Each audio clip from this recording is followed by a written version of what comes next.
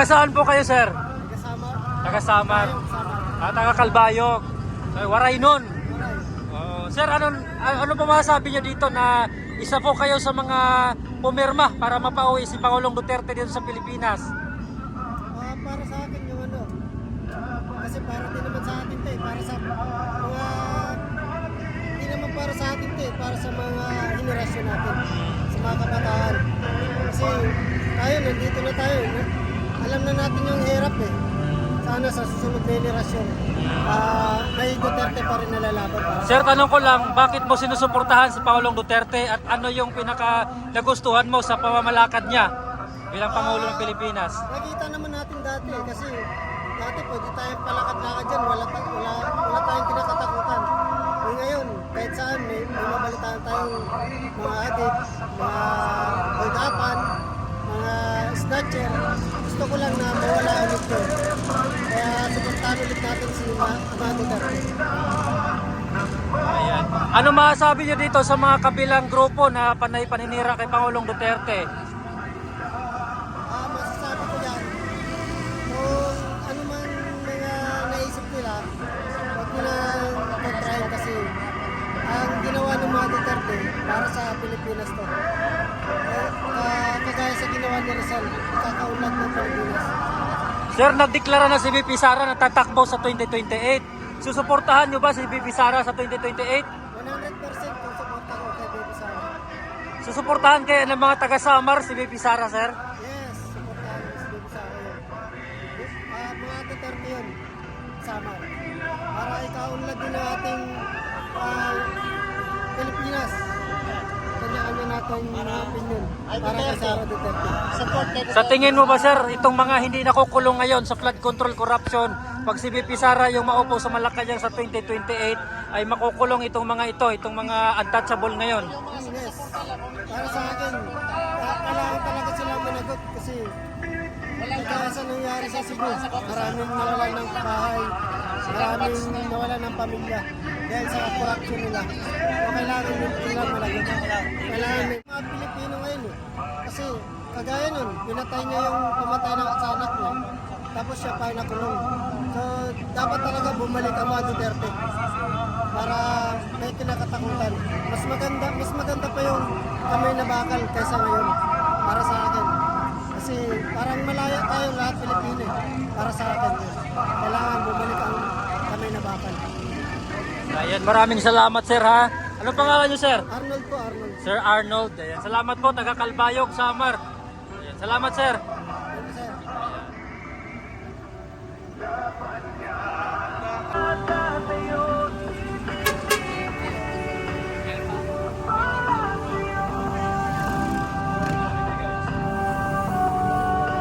Kaya may bagong dating dito mga kababayan sa Isitan, no? Marami-rami na yung mga pumirma rin. Simula kaninang alas 11 ng magtatanghali.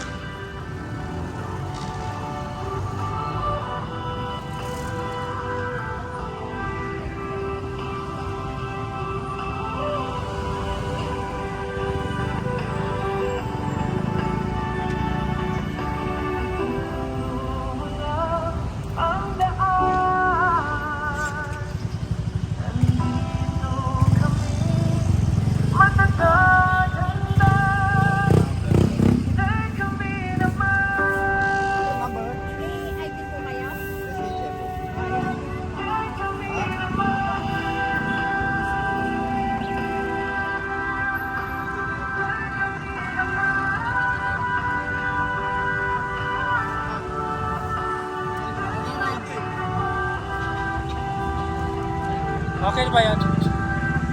Kabayan, okay na ba yun kay sir?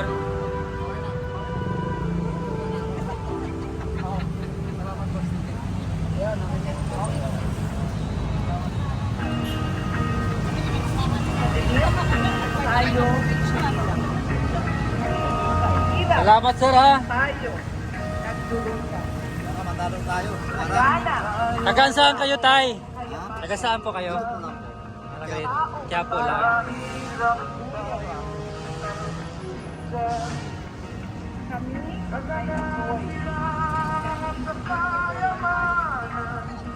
Ayan na.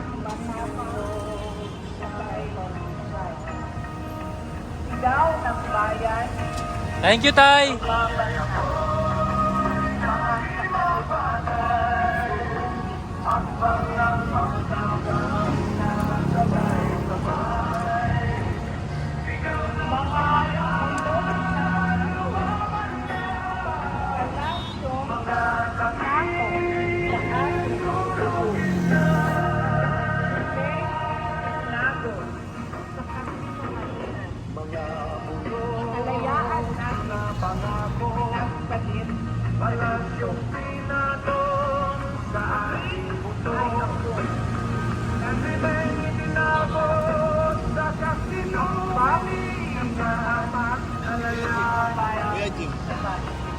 Alis na sila. Alis na. Yung kapatid nito. Alam pa nga doon sa loob. Hindi ko lang alam. Alis sila eh. Kanina ko na sila. Iinitan na sila. Sabi, ikaw naman daw. Ako na dito magbilan.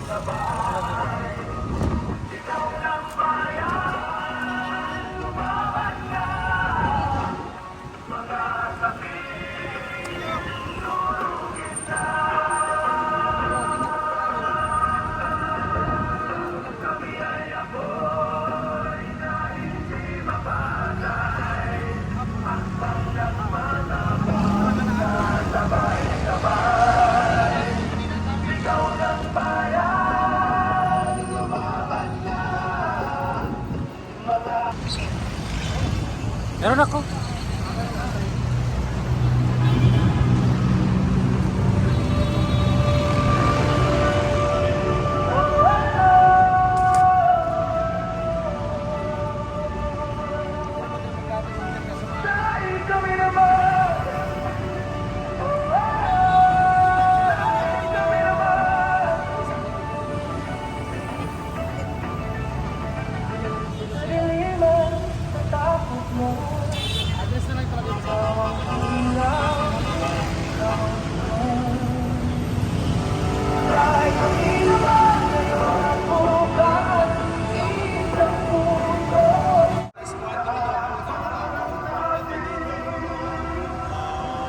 Gustong pumunta po, pwede po kayo.